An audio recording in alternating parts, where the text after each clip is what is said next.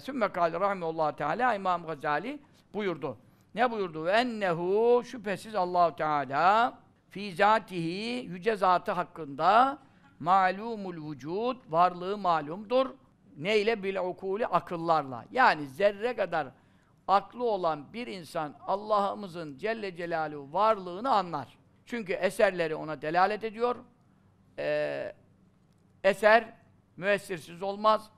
Sanat sani'siz olmaz.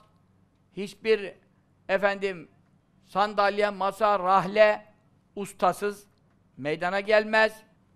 Dolayısıyla her bir eser yaratıcısına delalet ediyor asıl itibariyle. Daha sonra da sebep itibariyle onu yapan ustaya delalet ediyor. Ama ham maddesini her şeyi yaratan Allah-u Teala olduğu için. Ne buyuruyor? فَيَا عَجَبًا كَيْفَ يَعْصِلْ إِلَٰهَ اَمْ كَيْفَ يَجْحَدُهُ الْجَاحِدُ وَفِي كُلِّ شَيْءٍ لَهُ آيَةٌ تَدُلُّ عَلَى أَنَّهُ وَاحِدُ. Yani bir adam nasıl Allah'a isyan ediyor? Hadi isyan, gaflet, bir de böylece adam unutuyor, ediyor, nefsine uyuyor. Peki inkar eden münkir nasıl onu inkar edebiliyor? Halbuki her şeyde bir ayet var ki Allah-u Teala'nın bir olduğuna o ayet ne yapıyor? Delalet ediyor. Yani bir insan bazen işte şu belgeseller var acayip acayip. Şu belgesellerde takip ettiği zaman ormanlar, hayvanat, deniz mahlukatı, orman mahlukatı, bazı adalar var. O adalardaki hayvanlar başka yerlerde dünyada yok, görünmüyor. Ne acayip hayvanat, mahlukat, nasıl bir şeydir ya?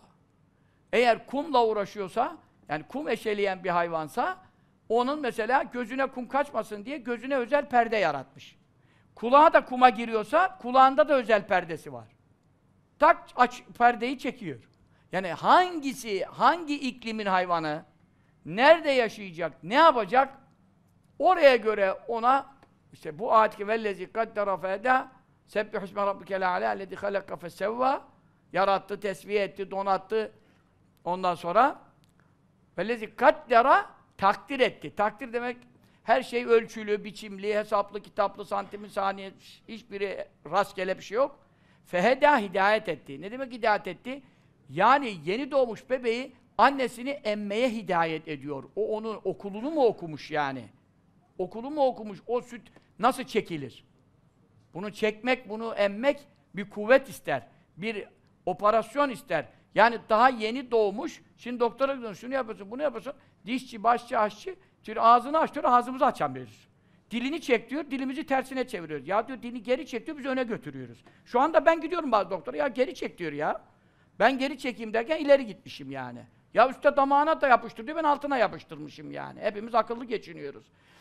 Yani yeni doğan çocuk o şeyi, o faaliyeti kolaylıkla icra edebiliyor. Ne yapıyor? O bebeği o işe, yeni doğmuşsun, sen bunu emmezsen ölürsün. Onun için ona hidayet ediyor. Ta ana karnında hidayet ediyor. Ana karnındaki beslenmesinde ona anası da müdahale edemez. Karnına nasıl müdahale edecek? Doktor da müdahale edemez. Orada da onu besliyor.